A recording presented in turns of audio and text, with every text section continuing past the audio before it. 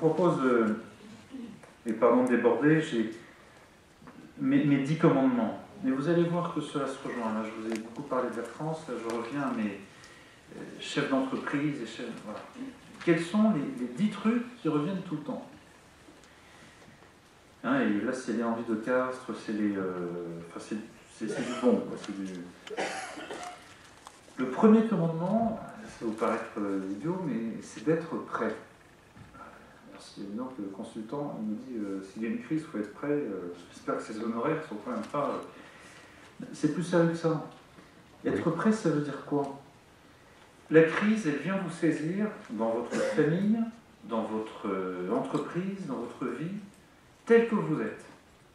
C'est pas au moment où arrive la crise qu'il faut se dire ah, il faut que j'ai mis un peu d'argent de côté. Ou il faut que j'ai vite, quelle est ma culture d'entreprise? Quels sont les fondamentaux? Non, il faut les avoir construits avant. Je discutais avec, je ne sais pas s'il y a des entreprises familiales ici, mais les familles italiennes, c'est intéressant, c'est celles qui ont les plus grandes longévités industrielles. Et notamment les banquiers. Beretta, alors ils viennent de se vendre aux Turcs, mais Beretta c'était 20 générations. Elle existait en 1500. Et le recordman quasi mondial, c'est Maurizio Sella, la banque Sella, SE2LA, 25 générations. Il est toujours à lui. C'est quoi le secret de votre longévité? Une petite réserve d'or quelque part. C'est ça aussi être prêt. Le trésor de guerre. Le trésor de guerre, il est double. C'est à la fois pour, s'il arrive un moment de disette, de guerre qu'on subit, il faut quelque chose pour survivre. Mais c'est aussi le trésor pour faire la guerre. Il y a la crise, tout est en remous. Ça y est, la crise financière que M. Tétro a annoncée, elle arrive. Mon concurrent est à genoux. Il ne vaut plus que ça en bourse parce qu'il était surendetté. Ça, vous allez en voir des histoires comme ça. Ah ben, mon trésor de guerre, je rachète. Être prêt. Le deuxième... pardon, c'est un peu... Le deuxième commandement, c'est dire la vérité. Alors, dire la vérité, c'est pas exactement tel que... Pardon.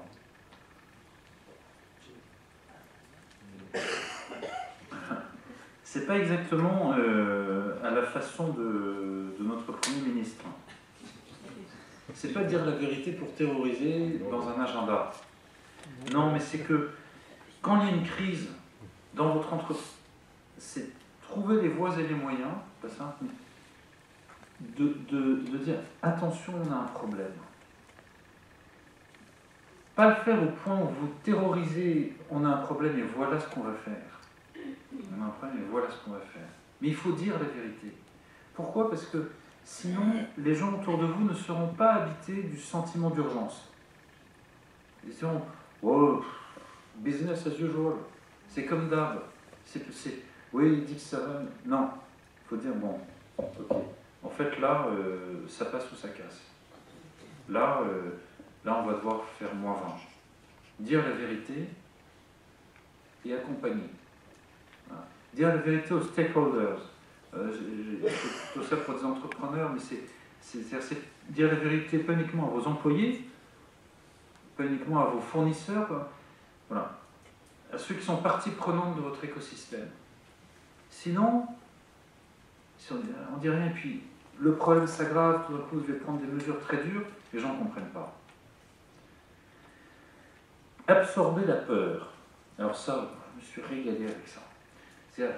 Tous mes dirigeants, j'ai été les voir et j'aurais dit, quand vous avez vu ce moment de crise, quand dans Saint-Gobain, il y a eu un groupe Wendel qui à l'époque était beaucoup plus agressif et spéculatif qu'il ne l'est aujourd'hui, hein, c'était une erreur de parcours avec un certain Jean-Bernard Lafonta, il s'était invité au capital de Saint-Gobain, il voulait faire une OPA, les uns les autres. Je leur posais tous la même question, la question de la peur.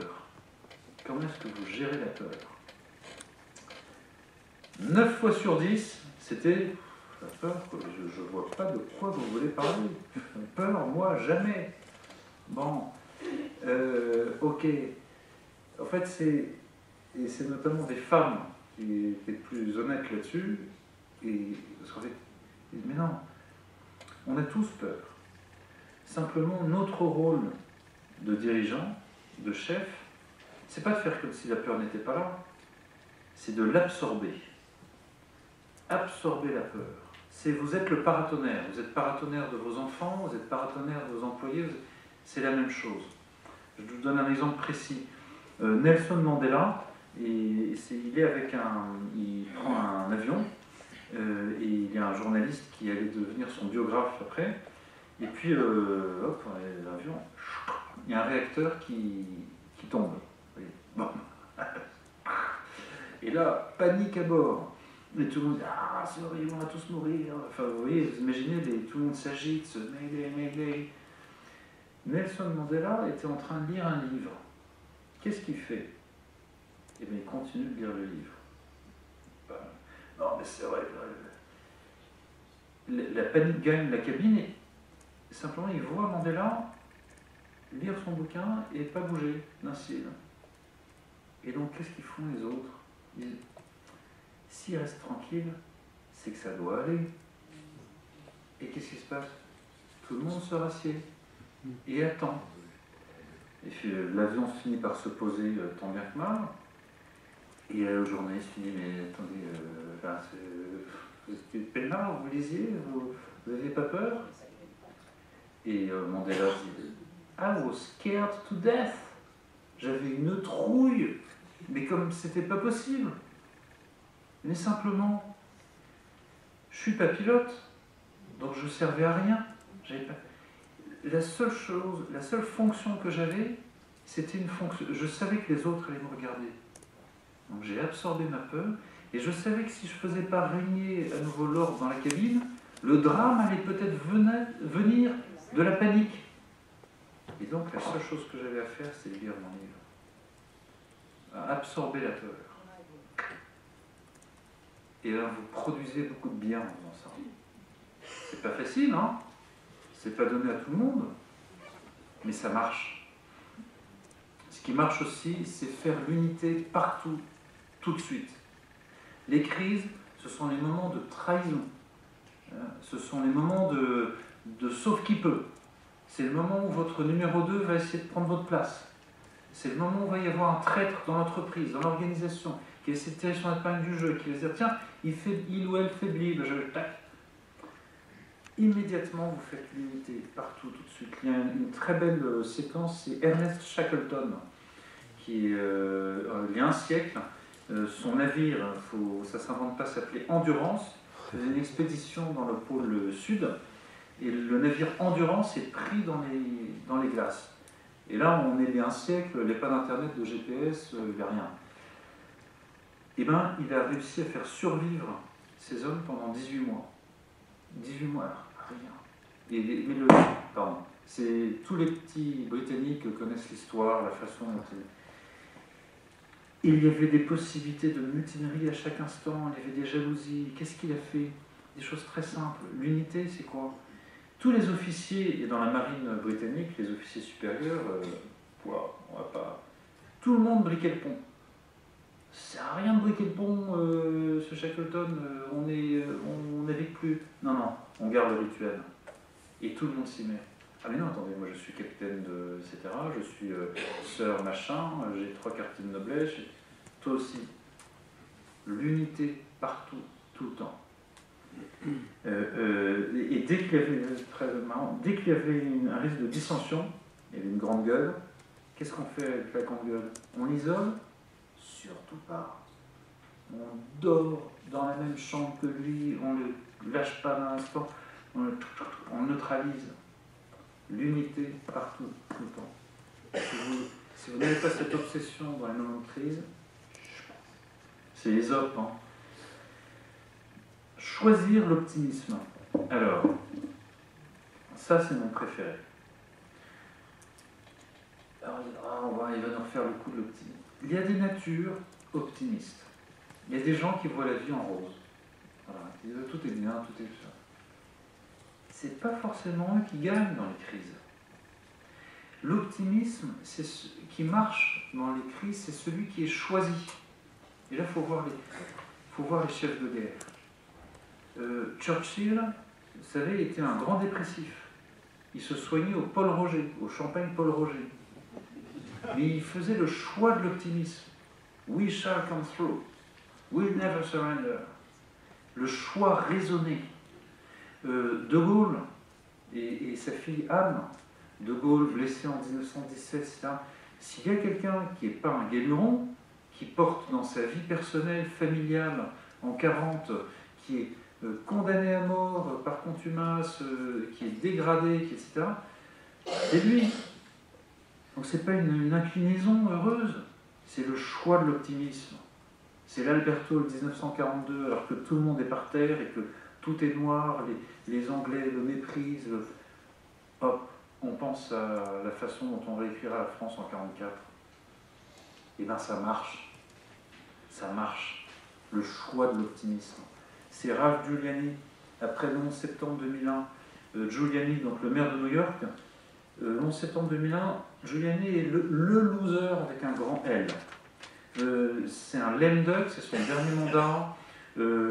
Alors en France, c'est monnaie que, enfin, je ne fais pas de jugement, mais c'est pas un tel scandale qu'aux États-Unis, mais c'est.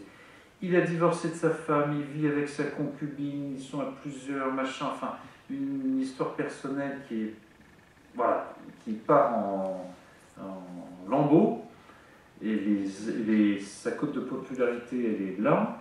Bon, arrive le 11 septembre, et là, tout d'un coup, il se met à incarner. Il se met à incarner la vie, et dire inlassablement, New York va ressortir de cette épreuve plus grande qu'elle n'est aujourd'hui. Plus grande, plus belle, plus etc. Moi qui ai vécu, j'ai passé beaucoup de temps à New York dans les années 90, 2000, et qui ai vécu à New York après, je veux dire que c'est vrai. New York est 10 fois plus belle qu'avant le 11 septembre. Et tout d'un coup, il incarne. Et les gens le regardent et le suivent. Et oui, il a raison, on va y arriver. Il devient homme de l'année de Time Magazine, et la journaliste lui demande, mais quand vous disiez dès le lendemain, etc., New York va rebondir, from the ashes, des cendres, vous y croyez tout le temps? Et il lui répond, non. Je vais vous le dire en anglais, mais c'est There are voices inside you that say it will not happen. Enfin, il y a des voix en vous qui disent ça va pas marcher, ça va chuter, ça va foirer, c'est dur, on va pas s'en sortir. Hein? L'inconscient français du on va pas s'en sortir. You just don't listen to them. Vous les écoutez pas. Vous n'écoutez pas l'appel du doute et de la peur. Surtout pas dans ces moments-là. C'est comme un appel, c'est comme quelqu'un qui appelle. La peur appelle, le doute appelle, je décroche pas. Le choix de l'optimisme. Il y a des choses plus classiques, chasser le gaspille. Ah oui, bon, ça je pense que vous êtes habitués dans vos entreprises, mais quand ça cogne, quand il faut mettre à la cape, il faut mettre à la cape. Hein? Les spirales de mort sont des choses qui existent. Les entreprises qui ont coulé, dans les crises que j'ai connues, c'est celles qui ont un peu trop tardé à couper. C'est celles qui... non, on va voir ça peut-être... Non. Ça, malheureusement, les lois, etc., font que les pays anglo-saxons sont parfois mieux équipés que nous là-dessus. C'est plus dur, mais ça rebondit mieux. Bon. La thérapie de l'action. Voilà, alors ça c'est... il faut que les gens autour de vous, dans les moments de crise, vous voient en train de bouger, d'essayer, de tester. Si vous commencez à être paralysé par « oh là là là là, oh la crise, la vache, qu'est-ce que je fais, je bouge plus, je sais plus oh. », ben, je peux vous assurer que ça, c'est drôlement communicatif. Ça, c'est un vecteur d'anxiété autour de vous magnifique, que les gens vous voient plus bouger. Là, il faut faire Roosevelt. Roosevelt, quand il prend les États-Unis là, en 1900, donc son avril 1933, son discours d'inauguration, Nothing to fear but fear itself, il n'a pas de plan. Et il n'en aura jamais. Roosevelt, de 1933 à 1945, c'est une succession de « j'essaye un truc, je fais la sécurité sociale, le Glass-Steagall Act, je fais une politique de grands travaux, je fais la Tennessee Valley Authority, je tac, tac, tac. » Mais surtout ne pas se laisser rattraper par la vague. Il teste le New Deal, je peux dire que c'était bricolé, mais il teste. Il teste. Hop, hop, hop. Et puis arrive la guerre. La thérapie de l'action. C'est la même chose avec Shackleton, le navire dans l'Antarctique. C'est construire une routine d'exercices, de jeux, surtout, c'est l'avalanche. L'avalanche tombe, voilà. La clé, c'est on bouge, pour se créer de l'espace, de l'air. Vous arrêtez de bouger. On bouge, ça ne veut pas dire on s'obstine dans une direction. Si on voit que la direction ne marche pas, la thérapie de l'action. Plus vite pour les derniers qui sont plus conceptuels, mais c'est les crises, on dit ah formidable, la crise c'est le moment de se réinventer. Ouais, c'est le moment de se réinventer, mais vous voyez, mais tout en respectant son ADN. On se réinvente, mais on respecte son ADN. Ok, je prends un exemple, votre entreprise est en crise, vous vendez des livres. Bon, ok, ça marche plus, je deviens expert comptable. Je suis Vivendi, j'ai des métiers de utilities qui ne marchent pas très bien, je bazarde tout, je fais du média. Non, c'est pas ça, se réinventer. Se réinventer, c'est mon ADN, il est là. Mon ADN, mon ADN, c'est le commerce. Mon ADN, c'est la transaction. Mon ADN, c'est convaincre. Mon ADN, c'est ok, mon marché est difficile, je vais peut-être changer de marché, mais je ne vais pas changer de métier. Vous voyez, je ne connais pas vos situations individuelles, mais le message, c'est peut-être qu'il faut parfois savoir changer de métier, changer de pied, changer de méthode, de géographie, mais pas votre ADN. C'est pas parce que une question d'âge et ça, mais parce que c'est vous. Bon ben, c'est la même réalité pour les entreprises. Les entreprises qui disent oh là c'est dur. Bon, les deux plus évidents, mais aussi plus importants, c'est. J'avais un patron de banque, un grand groupe français que je conseillais à l'époque, qui. Bon, je vais vous dire, c'était René Caron, du Crédit Agricole. Il n'est plus en fonction et il ne m'en voudra pas si je le cite. Je lui dis, mais René, au fond, ta clé, c'était quoi? Parce que le Crédit Agricole a eu des moments comme ça, hein. Mais vraiment. Il disait, en fait, la difficulté, mais la clé de tout, c'est qu'il faut prendre les bonnes décisions pour survivre aux 20 prochaines minutes, parce que dans les marchés, c'était ça. Hein, qu'est-ce qu'on fait? Mais s'assurer que la décision qu'on prend, elle est bonne pour les 20 prochaines années. Voilà. Si vous ne gérez que le court terme dans la crise, sans avoir une visée, rendez-vous à la sortie de la crise. Vous aurez sans doute pris des expédients qui vous feront avoir du mal à avancer après. Si en revanche vous êtes conceptuel, poète, mais bon, okay, là il y a le feu dans la maison, mais voyons, quand on s'en sera sorti, comment est-ce qu'on va tailler le jardin? Non. Mais c'est le double horizon. Ma survie court terme, maintenant, mes équipes, et à 20 ans, ceux qui vont me remplacer, mes enfants. Voilà, toujours le double horizon. Et la dernière,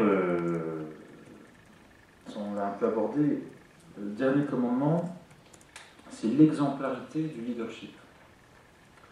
C'est-à-dire, si vous avez une super entreprise, un super segment, un produit, un service à vendre qui est top, etc., mais qu'arrive la crise, et celui qui est leader, soit le chef de l'entreprise, le chef du département, dit bon, il va falloir faire des économies, hein. J'ai supprimé ton bonus, ta com, désolé, c'est plus X, mais c'est X moins 3%. Et en fait, j'ai fait un upgrade de ma voiture de fonction, ça va pas le faire. L'exemplarité du leadership, c'est prendre la boulette avec les autres, peut-être parfois même plus que les autres. Il y a une figure que j'aime beaucoup pour ceux qui le représentent, qui a accepté en 12 heures. Le président de la République l'a appelé, il dit vous avez 12 heures pour... Il venait de redresser une magnifique entreprise qui est Thales. Magnifique, il n'était pas très bien payé, mais là il commençait à profiter des fruits du redressement, etc. Puis le président de la République l'appelle, il lui dit écoutez, Monsieur Jean-Bernard Lévy, on a un problème là, EDF c'est moyen. Il y a urgence, est-ce que vous êtes prêts? Bon, et il y est allé, divisant son salaire par, faisant des journées de 18 heures, Ce que je veux dire, c'est que quand les choses vont mal, vous pouvez faire accepter par les autres des mouvements, des changements radicaux, uniquement si le chef les incarne, et parfois les incarne au-delà, en proportion de ce qu'il devrait faire. Voilà, l'exemplarité du leadership. Je m'abstiendrai de commentaires sur l'exemplarité du leadership dans notre pays, mais vous pourrez les faire. J'ai été extrêmement long, j'espère qu'il reste encore un peu de temps pour des questions et un échange. En tout cas, merci de votre patience.